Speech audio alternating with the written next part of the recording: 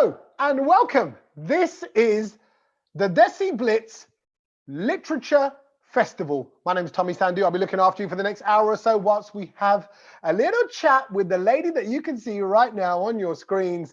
It's the one and only Madhuri Banerjee. Hi, Madhuri Banerjee. How are you? Hi.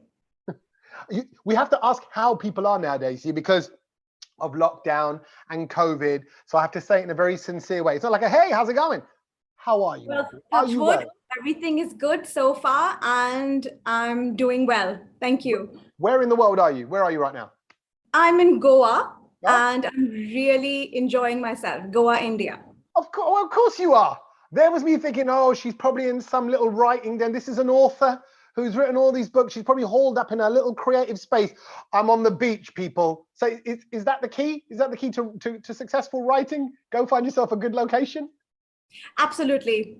I don't think you need a desk. I just think you need a state of mind. And I think Goa does that for me. So, hey, listen, I don't think you're on your own there. I think Goa probably does it for most people. Hey, listen, so thank you so much. Thank you so much. And I mean this from taking the time out. We've got so much to talk to you about. You are a superbly successful author, and it's lovely to meet you. It's lovely to get to know more about you.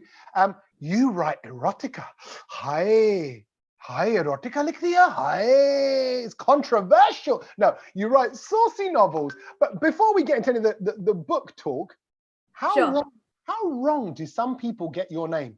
Madhuri Banerjee, it's all right for me. I've got Desi roots. But you must have been called all sorts over the years. I'm Tommy Sandhu. I've been called Xanadu, Xanax. You know, they get the name so wrong. What do you get, Madhuri? Mad Hurry? I get Mad Hurry a lot. So, which is, I'm quite mad and I'm in a hurry. So I let that go. So I mean, it's perfectly fine. People call me Madhuri.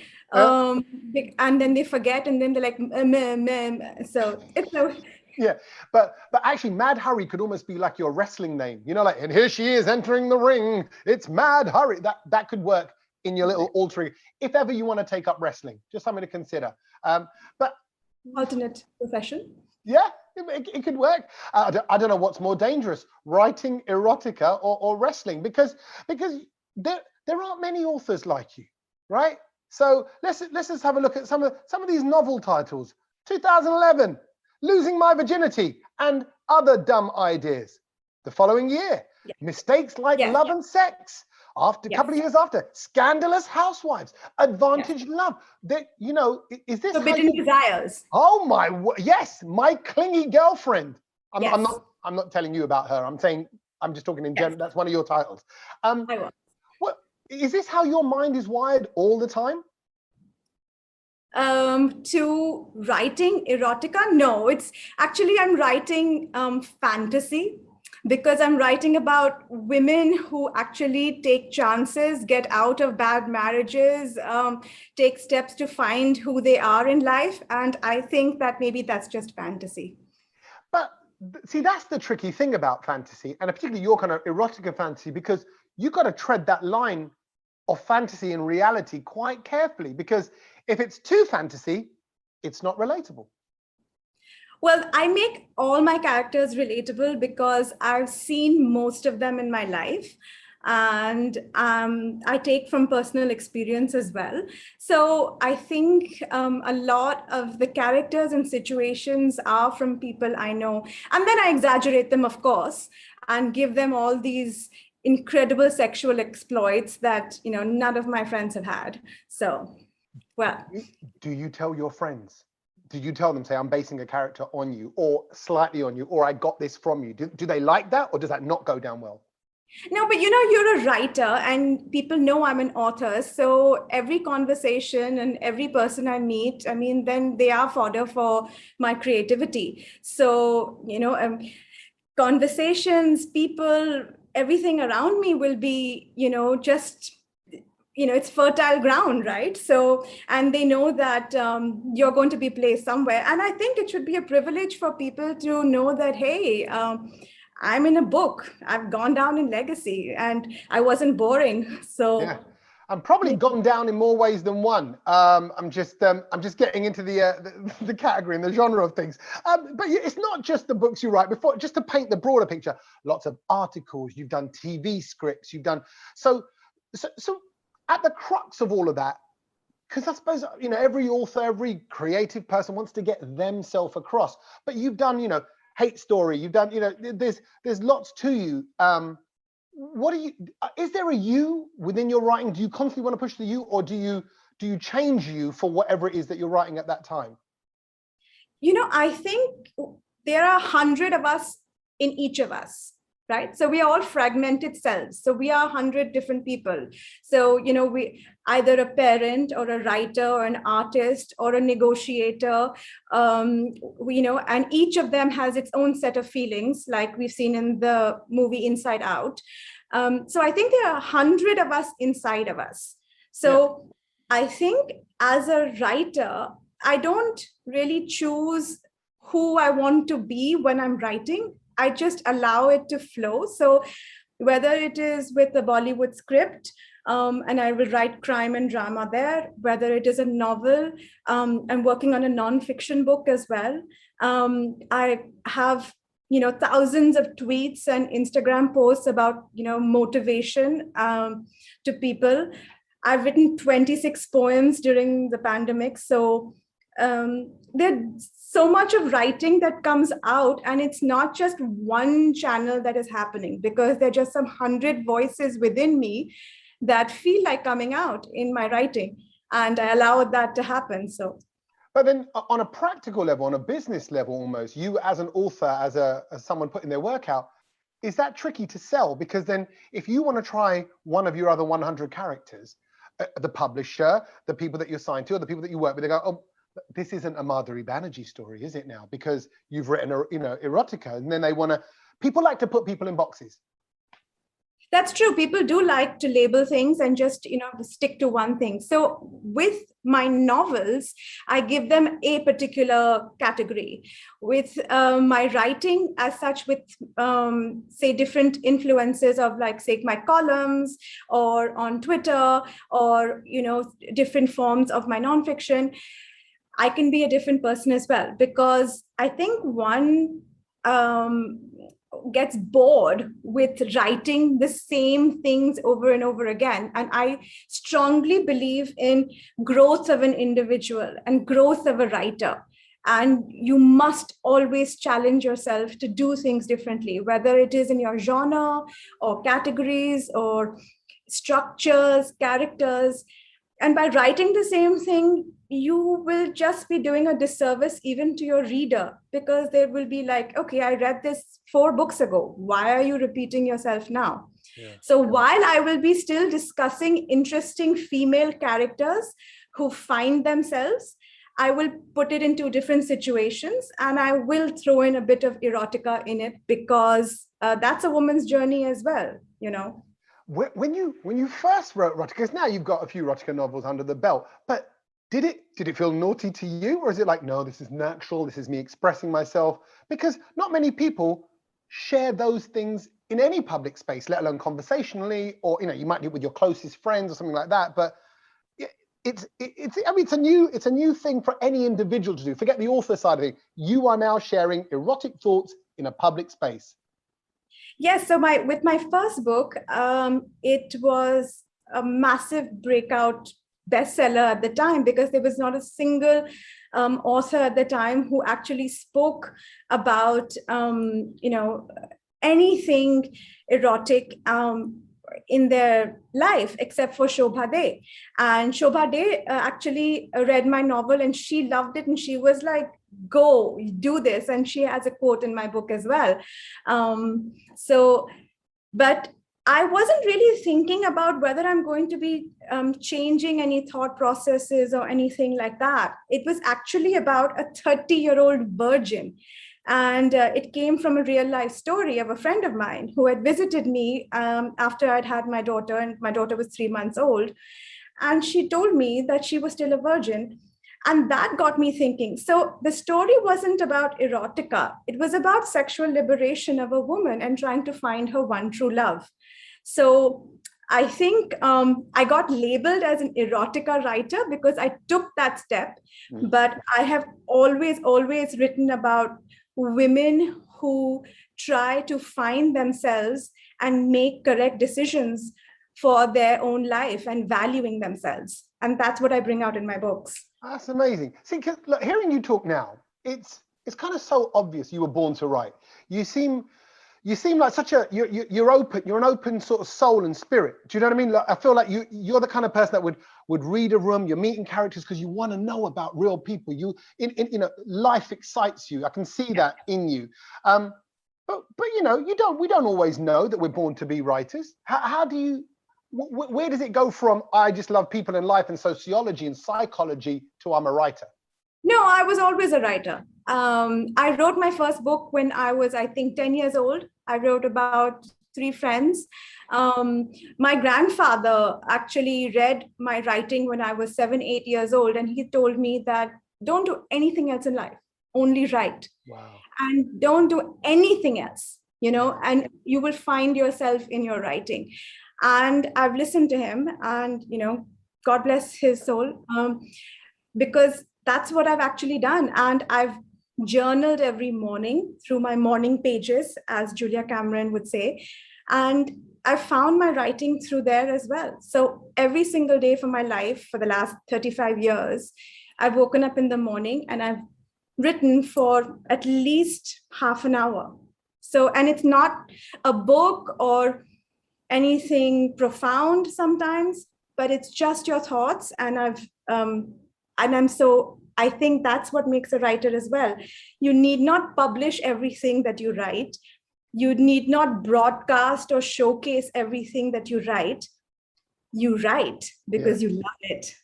So how lucky are you in a way to have found your thing? You found it. Your granddad was there, very timely. He gives you the advice to go and read. If that story that you wrote as a 10-year-old never got to granddad, never got the approval from him and the wheels in motion for you to become a writer, who knows? You'd potentially be one of the frustrated characters or whatever that you might even write about. You'd be that person feeling trapped. You're lucky to have found your thing, aren't you? But it's not always been easy, Tommy. I just feel that, even though writing is something that I've been passionate about constantly, it's not sustained a livelihood for me on some years.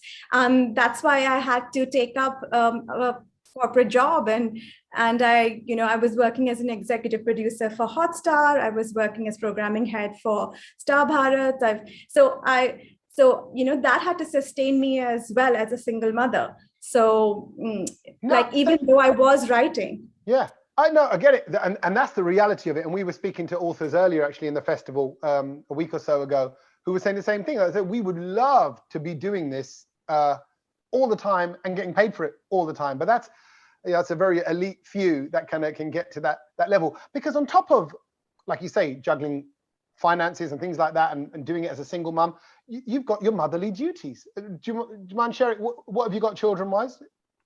I have a daughter. She's 13 years old, and I love being a mom. And she is just the most brightest and most beautiful person ever in this world, and she's my biggest support. And I love being a mom. So yeah. And how lovely, just on it, I've got so many questions about you and motherhood, because I suppose being the kind of person that you are, I can imagine what kind of mum you are. I imagine you're quite involved. I think you're probably very close with your daughter as kind of friends, as sharers, as being open with information, but that's kind of cool for her and probably not cool for her, because mum knows a lot about life and stuff. Do you know what I mean? Yes. And, it's my daily duty to embarrass her. So, the things that we can do to embarrass our children is A, wake up, 2, say good morning really cheerfully, and, 3, let's say something uncool. So I try and be, completely cool with her. I'm not bothered about her grades so much. She's, and even though does so well, and, she has such lovely friends, and I feel I don't have to do too much for her except give her regular food. And ice cream. And I think she sorted after that, and I have a great ex-husband as well. And he's really involved with her life and very supportive, and we are friends.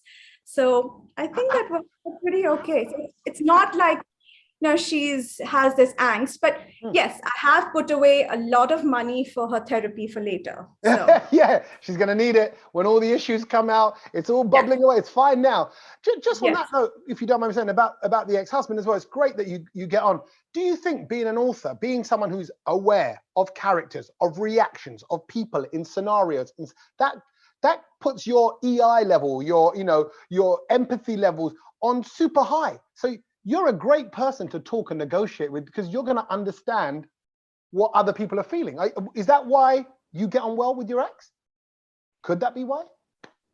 Well, now for sure, but I think during the divorce, it was quite tough. And I think for everybody who is going through relationship issues, and I think during the pandemic, there have been a lot of relationship issues and divorces that have happened. It's not been easy for people who've been stuck together and who have to live together and, understand each other even more. So everybody goes through a tough time then. But I think we came out much brighter and happier because our focus was our child. And we said that everything that I do is going to be for her happiness. So if being like absolutely fantastic relationships with anybody for her, I will do that. So in fact, I have a fantastic ex-mother-in-law who I really adore. She has been my biggest support. And, Veena Mama has been like the best mother-in-law that anybody can ever have. And I was like, I am not giving her up in the divorce. No. I love, very few people will fight for rights to their mother. I will fight for my mother-in-law. So, wow. But see, that's so lovely. And this is when you realize all the elements have kind of come together around you with support networks and people to allow you to do what you do. But it still must be hard. Single mom, you got your daughter there, you want to, like you said, you can see your love for her and how much you want to be involved in her life. But you got to write, you got to put yourself in that creative space. You got to sit down and think, right, how does someone do that? Because your creative mindset won't just come when your daughter's gone to school or when your daughter's busy else. It could come at a time when you have to be with your daughter, or you have to cook the food or whatever. How does that juggle work, or how do you do that? Well, you have to categorize. I think that my writing happens mostly in the morning. Then I take a bit of a break to make breakfast for her and sit with her for some time. Then I have a long time of writing as well. And she's in school. And then again in the evening, we kind of are together again. But as an author of 9 books, she has seen me go through the writing process where I have just been in my room and I have told her that whatever that you are going through will have to wait for some time, because I have to give my writing my priority as well. Mm-hmm. So she understands that as well. So she gives me my space. And as a teenager now, because she requires her space and when she's doing her work, we allow that to happen as well. So I think it's a mutual respect for each other's creativity. And then I bounce off my ideas with her, and she gives me her feedback.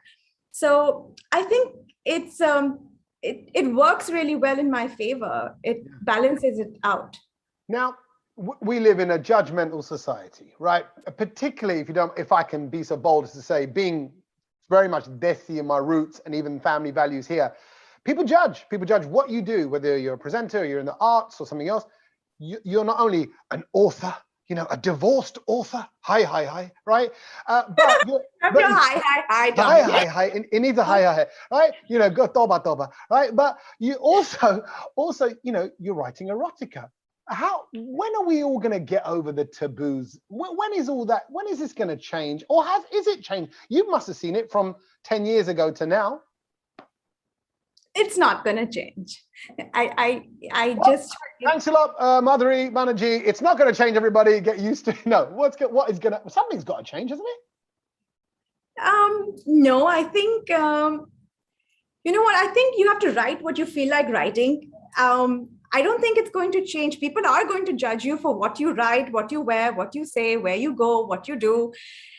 That's a judgmental society, and we love doing that. We like commenting on everything, whether it's art or creativity or people, and who's wearing what to what they're doing. So I don't think it's going to change. How you handle it is what changes over time. Earlier I would get upset that people would label me as an erotica writer or a chick lit writer, and I would say that no, I've actually written something meaningful and philosophical, and it's a lot of to do about relationships, and if you read my books it actually helps you. And then I was like, yeah, that's fine, you can judge me how you choose to judge me, but I will write what I feel like writing.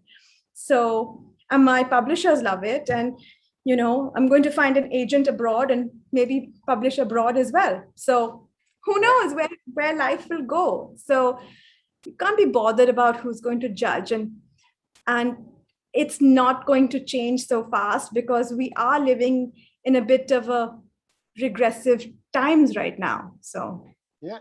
Well, what's that song? There's a song, is it Kuch To Log Kehenge, Logo Ta yes, Kaam Hai Kehna. Right. I mean, you ain't gonna stop him, are you? So, but on that note, your Hindi is so good. We've been brought up on it. That's all we had. I used to stand with my mum in the Indian suit shop where they also sold all the Indian films, listening to all the aunties speaking in Hindi and Punjabi and Urdu and everything else. So, I was passive and talking about the quality of the material. So don't worry, I'm down. I've been through the training. You seem so... That's a story right there, which I will take from you later. So no problem. You seem so solid in your head. I love it because I'm not, and I'm sure there are many writers and creative people that don't feel solid. You seem sure of what you're doing, how you're doing it. Why? How come so? Because, like I said, you should be a sensitive, insecure author, writer, like the rest of us in the creative arts. Where do you get? You're almost like business about your creativeness. No, I'm quite sensitive about what people will say about things, but I think I value myself really highly. I feel like a lot of us are not able to stand up for ourselves. We can't say no to people who we love. We don't walk out of jobs that are paying us handsomely if we don't have another job. We don't walk out of relationships that are making us feel lonely. And I think we are stuck in this whirlpool of, negativity and depression because we don't value ourselves. Yeah. And I think over the pandemic and, over this year, for the last 2 years, I have slowly tried to build that value in myself. And because I value myself so much right now, and I'm grateful for every moment that I have, every book, every word, every these curtains, to the health of my parents. It's because I'm grateful for every moment that I have, everything just falls into place. Everything. There is just no sense of restlessness or low depression times, even though it can hit you. And then you find your peace and your gratitude in that as well. You acknowledge every feeling that you have of insecurity and depression and everything that you have, and you own it and you value it, and then you can go on. And I find that in myself. So meditation helps as well. So. I was just going to say, I knew meditation would play a part, because the way you said you refocus, you say your thank yous. Is that before you write? Is it every morning? Madhuri gets into meditation and yoga or what? I mean, to get yourself in that I haven't done yoga. I'm just not a yoga person. I don't know. I'm a workout person. I have a trainer who screams at me and going, "Come on!" And I'm like, "Oh my God, I'm old. I cannot do this." Yeah. He's like, "You're not old. Let's do 20 more squats." I'm like, "Oh my God, I don't need to be thin." And they're like, "Not being thin." So I like someone, Yeah, somewhere in the middle. motivating me. Yeah, So, hey, I haven't done yoga, so. okay, it's not yoga, but where is the motivation beyond the personal trainer? Because clearly there's someone or something in your life that's made you this way, that's made you kind of have high self-esteem, have a sense of self-belief, have a drive, have a focus, I'm on top of things, I'm grateful, I'm thankful. Where do those morals trickle down from, or values? Well, I have a good set of parents, and I have my daughter who really supports me, and I feel meditation again, because I just feel that whenever you do meditate and you focus on valuing yourself, and it becomes better and better every day. And there's a tip that I would like to give to everybody, even non-writers, is like every single day, where any time of the day, write 3 things about yourself that you value. Not just 3 things about yourself. Say, like, I was confident today. I stood up for this today.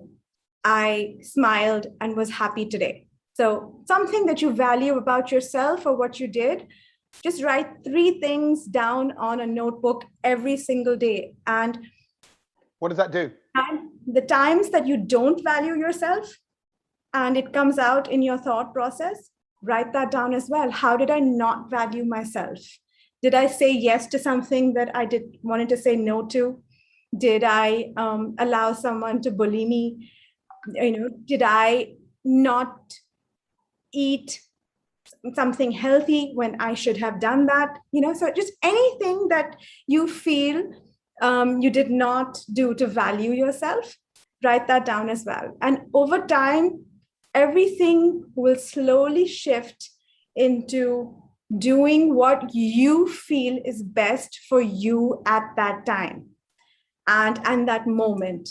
And then when you get rejection, and then when you get don't do this, don't do that, when you're depressed, you can look in your diary and see that, look at all the ways that I have valued myself. Yeah. Look at who I am. Look at what I have become from 1 year ago. And then you'll find that support within yourself as well, even if you have nobody around you.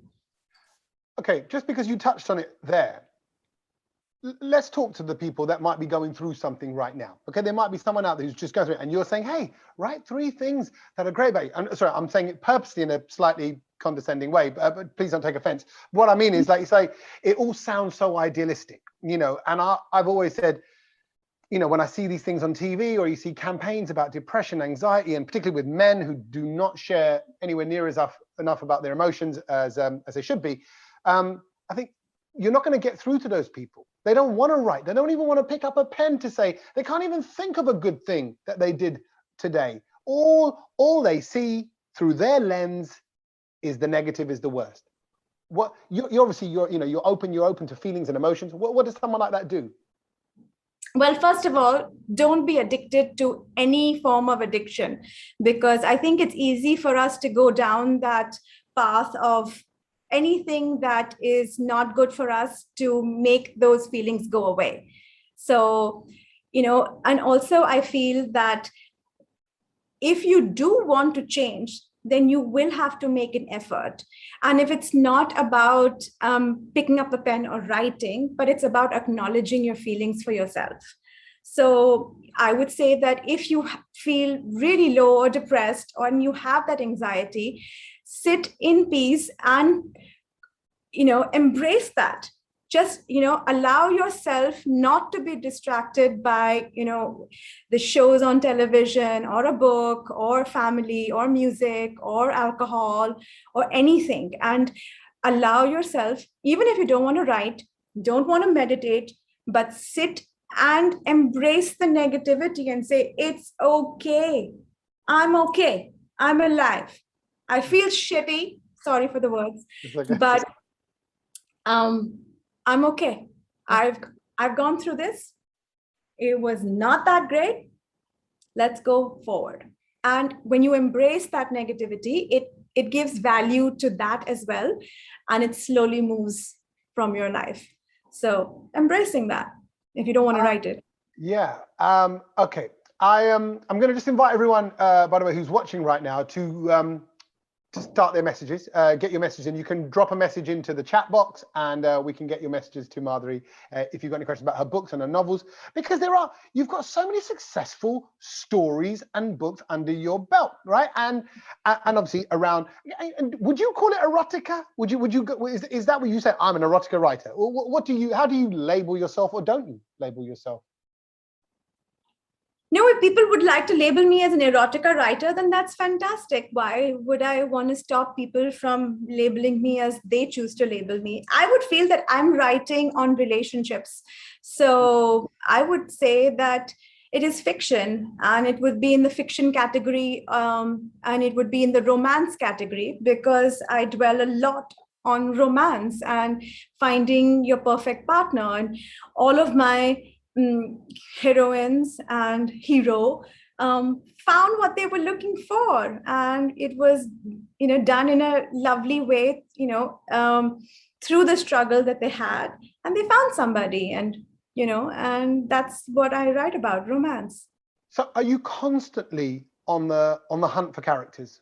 In your social life, in your world, is everything and everyone a potential influence? Or because again, it's a bit like being with a psychiatrist. When you hear, oh yeah, you're a psychiatrist, are you analyzing me? Everyone wants to know. You go, oh, you're an author, are you going to put me in your book? It's that same sort of approach. Are people nervy around you? Because they're like, don't talk too much to this one, she'll make you the next sex addict in her book. Yes, they are. So they're yes, they're like, so I'm like, whoa, what do you do? And they're like, what should I say? I'm an interior decorator. And I'm like, no, you're not. You don't look it.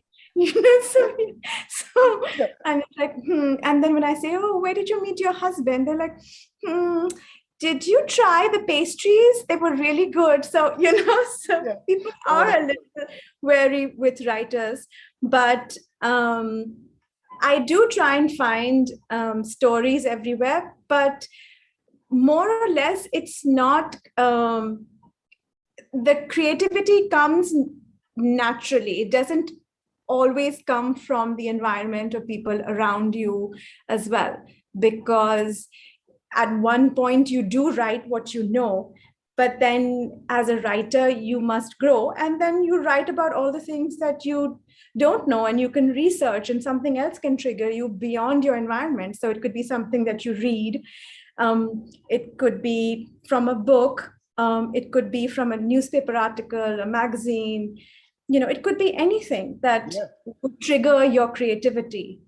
Okay. I'm sorry. I'm trying to say, re-emphasize. I think I got it wrong a little bit before. Anyone who wants to ask a question in the Q&A box? I call it the chat box. I'm talking nonsense. It's the question and answer box that's on your screen. Pop a little question in there, and I'll get it up to Madhuri. Now, with so many ideas, this was it, because again, I can tell you're someone who's probably got a different book idea every week, every day, maybe twice a day. There's stories that start as a little gem, as a little acorn, like you say. There's that 30-year-old virgin. You think, hold on a minute, there's something in that.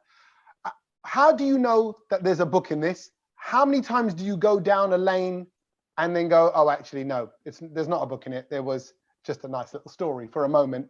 But do you know what I mean? When do you know that a story's got legs? You have to just write it out. I mean, it's like when you're driving and then you say, okay, let's go take this path, and you're not on Google Maps, and you just say, okay, let's just see where this will go. And then you kind of realize, no, it's not going there. So, the more that one writes, the better your writing becomes. So even when I have written a few things and I'm like, no, I don't feel it's holding up to a novel, but I think it would be a great web series.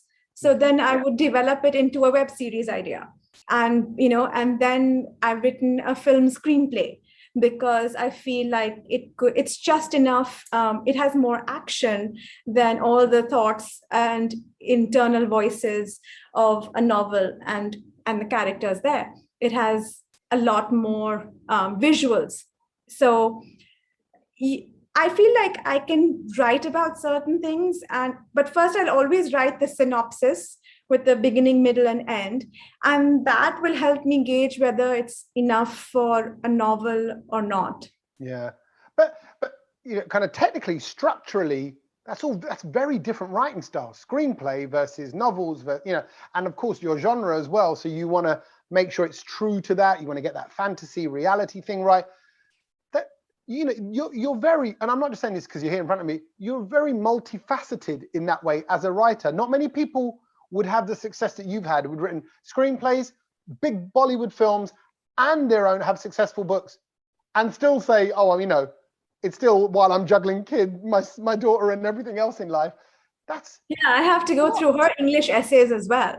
So oh, man, you're a nightmare. You're the worst mum in the world for an English essay. You're like, no. I would. And imagine if she does not do well. And I'm like, let me speak to the teacher, you know. Yeah.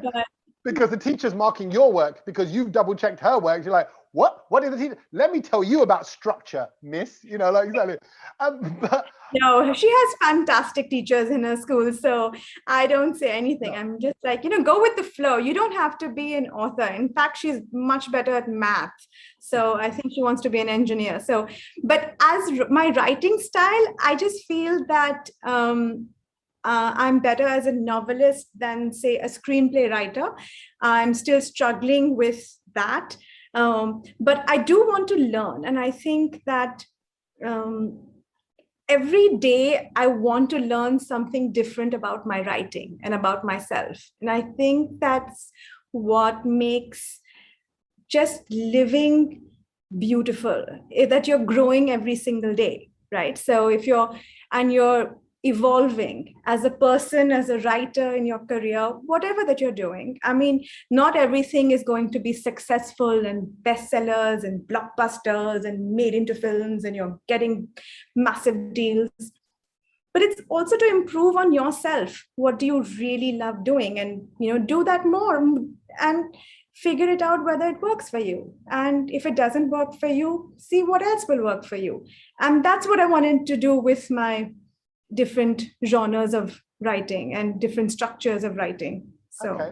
What about people who may say, and I'm just thinking about this again from your average, particularly, you know, South Asian woman who's kind of going, ah, well, it's all well and good for her. You know, she's putting her writing first and it's fine. And like, in a way, your lifestyle, being a writer, doing what's true to you as an artist, is selfish. They will say, others will say, society will say, no, your focus should be your husband, your kids, your home, you're this, you know, making meals, fresh meals every day, or you know, or being there for the community, doing charity, doing seva, whatever you want to, you know.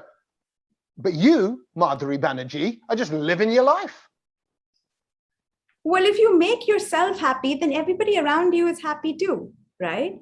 So I think instead of doing things selflessly for so many people and then just being cranky and irritable about it, you choose something for yourself and make yourself happy, and then you can do the other things happily. Then, so I have a cook who will make the food for us, so I get to spend enough time. I don't really need to, you know, cook every single day. And yes, you do give enough time to your relationships, but you must always give time for yourself, because when you are content within, everything else will fall into place, because then then if somebody asks something from you, you will gladly do it. And that is being selfless. Yeah. So I think in the act of being selfish, for your own happiness, you will become a better person for others. I think that's very true. I think, and then it's infectious, isn't it? Your positivity rubs off onto your daughter and other people around you, and it's like a domino effect, and you spread the feel-good factor all across. What's the feedback been like? And I'm sure you've received lots of comments back from people that have read your books. What's some of the ones that stand out in your mind? It's always nice. I mean, again, I'm thinking about myself as well. When I think when you do radio shows or live shows, or you make people laugh, and then you get messages saying, "Oh my God, that was great! You know, I did not laugh like that in ages." What do you get, and what messages have stood out to you over the years that how your books have changed people? Well, I think it's earlier I was writing for a lot of the older audience, but somehow the younger audience has reached out to me and said that this aspect really stood out, where I could stand up to my parents and say this. Or there were a few women who did say that, you've changed our relationship with our husband, because after reading Scandalous Housewives and Forbidden Desires, which was about married life, that they were able to actually not get out of their marriages, but actually do things for themselves which they have never done before. So they said, you know what, my husband began to realize that I will be taking dancing classes twice a week, and I really enjoyed those dancing classes. And when I came back, I was so happy that it was just like, hey, great, let's have a drink together or just have dinner. And that changed the equation, because that extra 1 hour that she spent with herself was so important for her. So, and she said that I could do that after reading your book, because your characters made choices for themselves. Yeah. And there were several men who read the book, and they are my fans. And I was really surprised that, I'm writing like chick lit and erotica, and, I'm not writing all these, engineering books. So how come like men are reading these books? And they really loved me. They sought me out on social media. And when I used to go to different cities for tours and lit fests, they would specifically come up to me and say that, your book is really incredible, and it has changed the way that we look at our spouses. Yeah. And I'm like, if I could make that difference to a man, to just change a little bit towards a woman, then that's what writing is about for me. I bet it must feel amazing, particularly to know that you're changing them. Not only are you entertaining them, not only are you giving them a great story and a great script and a great plot, which might have its twists and turns and surprises, but it's so personal. Like you say, how people come away from the erotica kind of category is very personal, isn't it? It's not like a crime thriller. Yeah, it is personal. I mean, I'm not a crime thriller or, that kind of a person at all. I mean, I want to entertain. I'm in the business of entertainment. So I want to entertain with maybe just something that helps you reveal something about yourself, and makes you take a decision that you might never have taken in your life. And I want to do it because you are entertained. And I've done mass communications, and I won a national award and a gold medal in mass communications for entertainment. Yeah. I've not done anything to save lives, but I want to make you laugh, and I want to thrill you, and I want to move you, and I would like to just completely enthrall you. That's what you should do. I love it. You can feel it. You can feel that your raw passion for it. We've got a question here from one of our lovely people watching. It says, how do you approach your sexual content? How explicit does a writer go? Did you censor it from an Indian perspective? I did not censor it at all, and neither did any of my publishers, Penguin or Rupa Publications. They actually enjoyed it, and it was, and what they say about erotica and porn, it's all about the lighting, and it's the same thing with your writing, right? So it's not ew, disgusting, I cannot read this, let's just go over the pages, and I don't want to read that or whatever. I don't think my parents would read it, but because they cannot imagine their child. But as a reader, you should feel sensuous with it, and you should feel like in that moment, and that's what I would like to do with my writing. I wrote it, I mean, not when there was just so much of stuff going around during the pandemic and your child and everything, you do need to sit in a quiet place and, just be in that moment, have all those feelings come to you and be able to write it as well. And sometimes those feelings don't come and you have to write it and rewrite it and edit it and, get it right, because that's just something that you have to do. And, if it's sometimes it's just part of the job. So yeah. And as we know in the Western world and over here, erotica writing has been around for decades now, right? It's been, you can probably trace it back hundreds of years if you really want to go back. But we still feel to some extent South Asian audiences are coming up to scratch. Media, consumption of media is all crossing over Western and Eastern. So have you noticed a growth, a positive change in the last 10 years of your writing? I'm just going by your 2011 release to now. I know you were writing since you were 10, but have you noticed a change in how that's consumed in the last decade? How I'm writing or how it's consumed?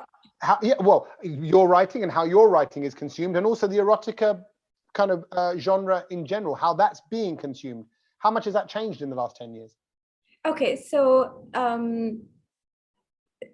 erotica, I think, has exploded in the continent and the subcontinent and all over, I think, at some level. And everybody has attempted at writing it in their books and as a specific genre as well. So just an erotica book that is there. So there's been a lot of erotica writing that is there, that has come out. How much of it is good, I can't say, even though I have read a few things. Rosalind de Mello's Handbook for My Lover was a really interesting erotica book that I read. Erotic Stories by Punjabi Widows was another book, which was really funny.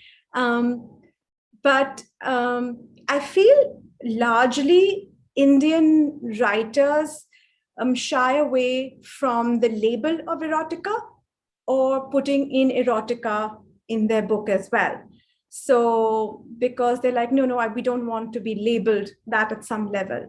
Yeah. I think it's understandable. We live in a conservative society, and we don't want to upset our parents or a larger family by writing or saying something that will be offensive to them. So, but for me, I have seen my writing evolve, that goes beyond erotica as well. I write it easily as well now, and then we can choose which passages should go into the book or not go into the book, or so it's become easier for me to write that. But how people are responding to that, since I've not written or published a novel recently, I will by next year.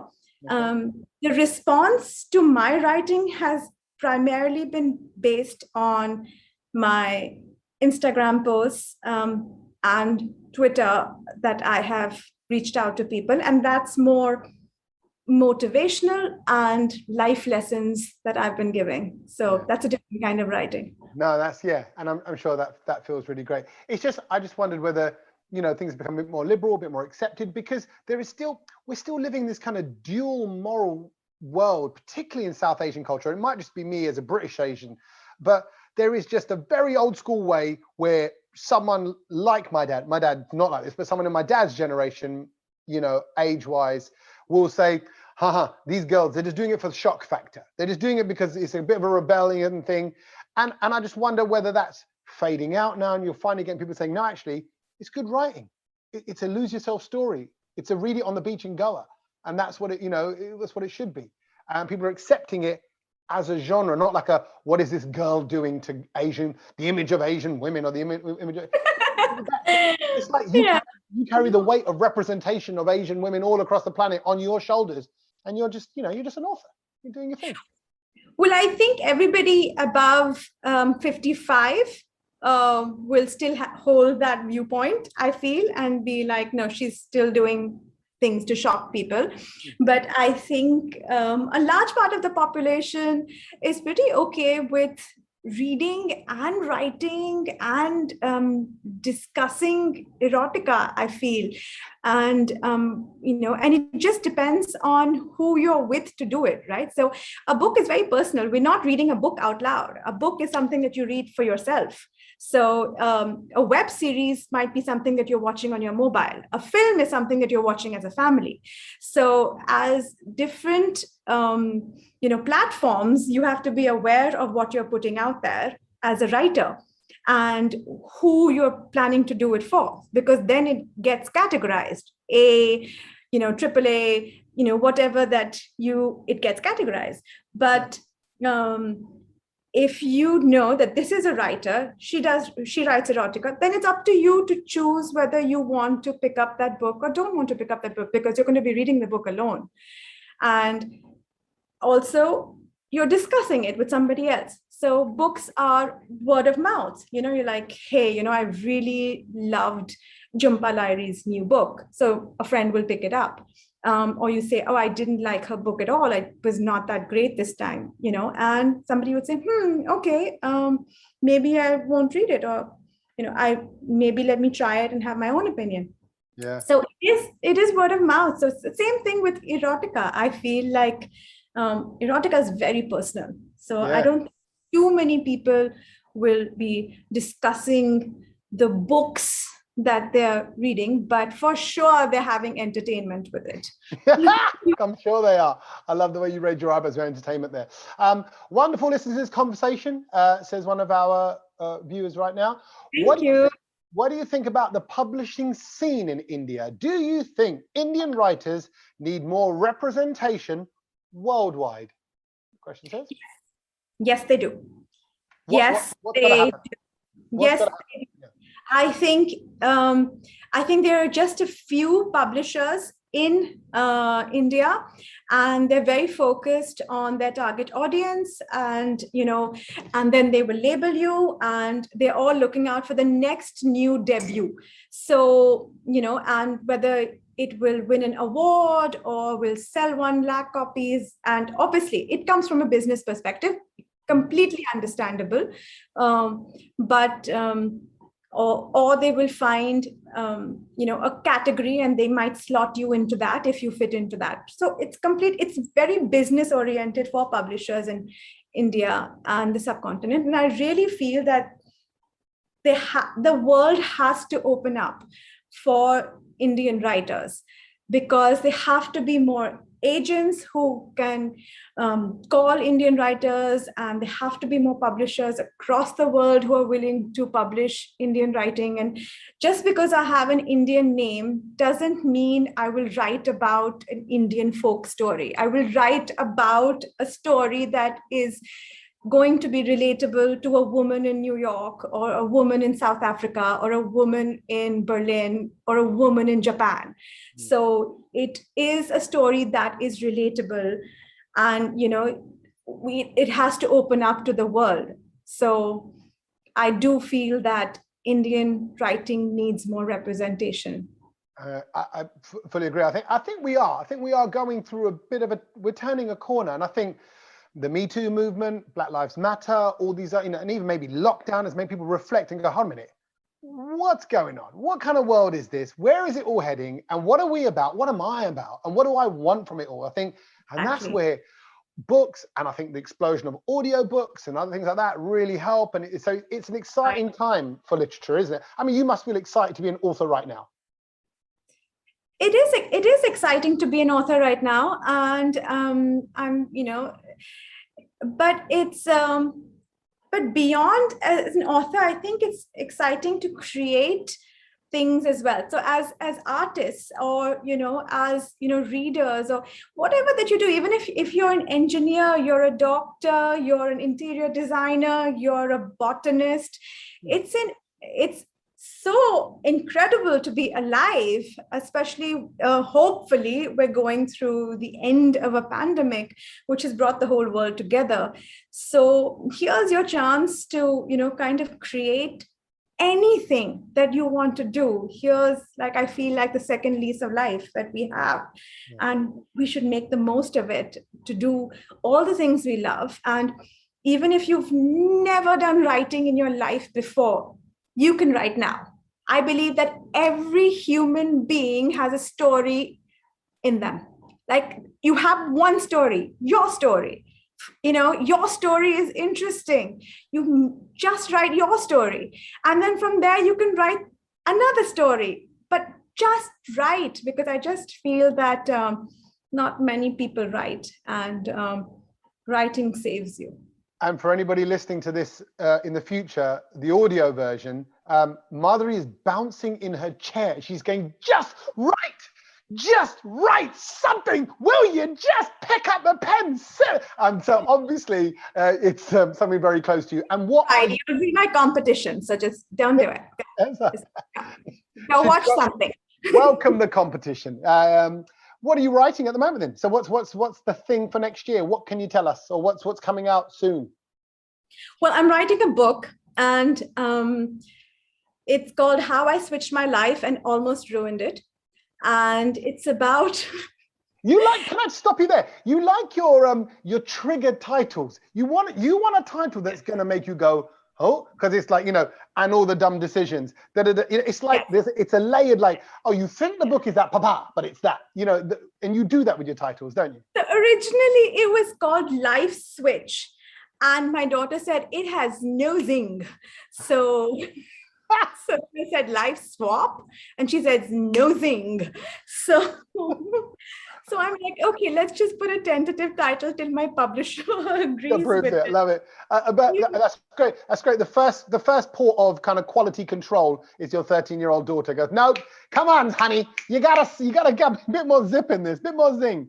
She is really like my biggest supporter, but my biggest critic. And she's like, do you really want to write that? Do you really want to wear that? And so yeah, but that's what but you have boys, and you love being a parent. I'm sure you embarrass them as well. But I do it on purpose. I open the windows and sing at traffic lights. They hate that. I love that, and I go for it. Ho, ho, ho, ho. I go, and they're like, oh my word, and they're like, Dad, no. But that's where the joy lies.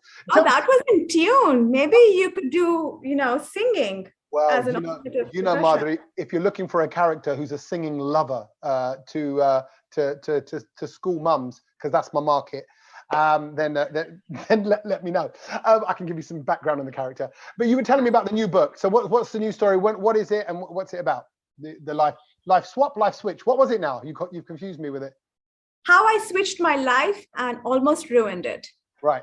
And do we know a bit more about the story yet, or not yet? So it's about two women who meet up at a resort and realize that they look absolutely identical. They're identical lookalikes.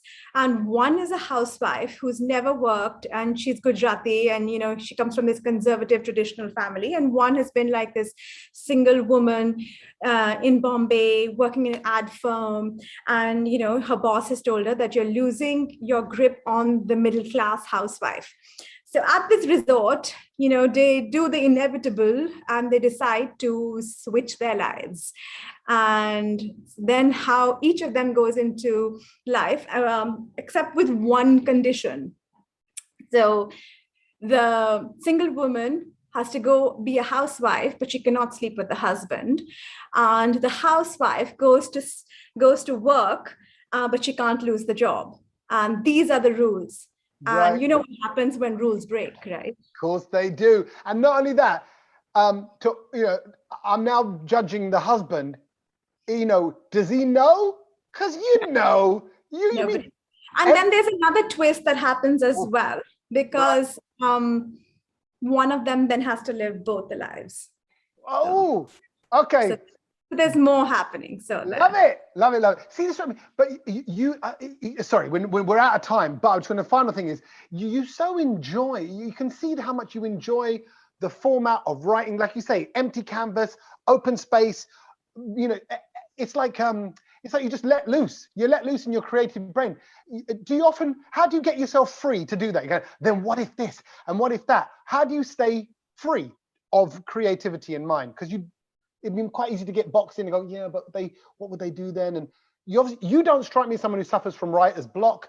It's just like, what if? I suffered from writer's block for about, I think, 8, 9, 10 months. Like during the pandemic, because I had written this book out, and then like I suffered from writer's block for a long time where I could not write anymore. And I've just allowed myself to not work on anything for a long time, because as you know how the farmer has to leave the field fallow before you plant the seeds again, right, to have the harvest.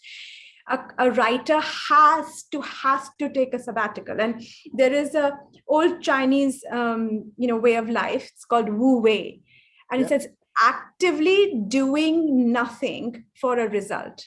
So you actively have to stay away from any form of writing, saying, I am not going to write. I will not write. I will not look at that laptop.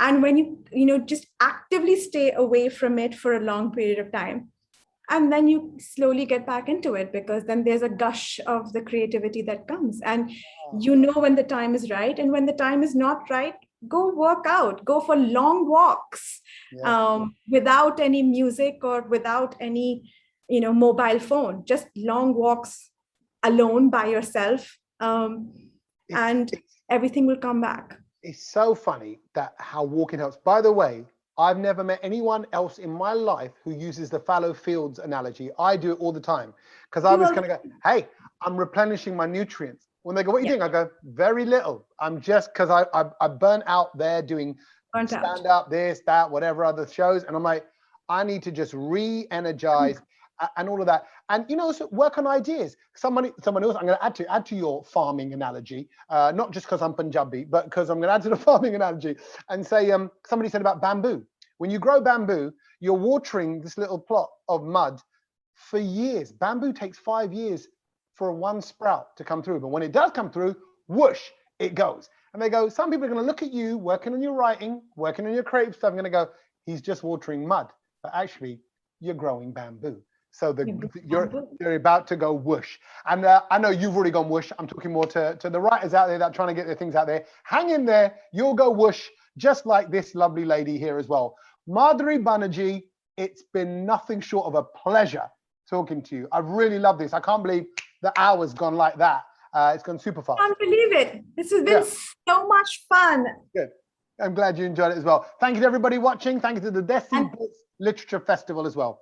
Thank you, Desi Blitz, for having us here. And you can contact us on Twitter. And I would really like to introduce my daughter, who I've spoken about. So, hello. Hi. Hi, daughter. Yes. You're all right. Look at that. Look at that. She was like, right, I've done the wave, mum. I'm going to go. And she went to get up.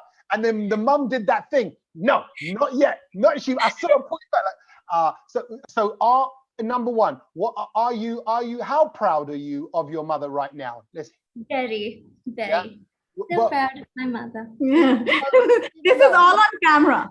We will have to, she will be like, no, tomorrow, Swami. So. You painted me very critical in the interview. Okay, we'll discuss that later. Okay, look at that. Feedback as well.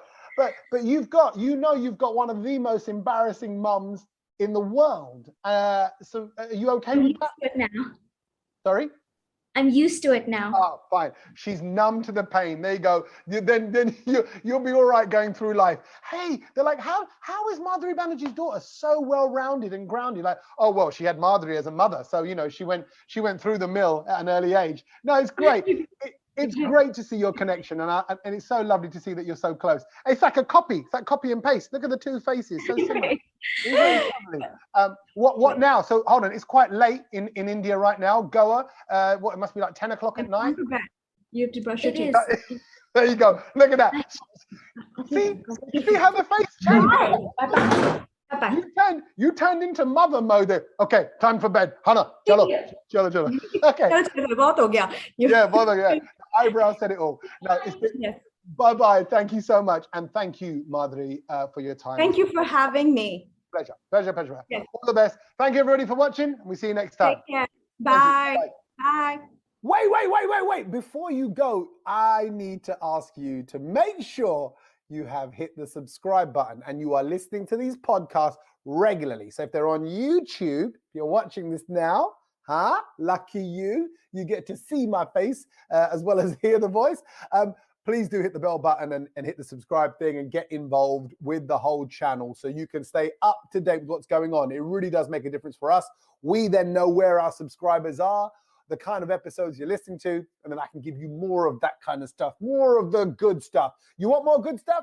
Hit subscribe to this podcast right now and follow us on social media. We're on Instagram, we're on Facebook, we're on Twitter.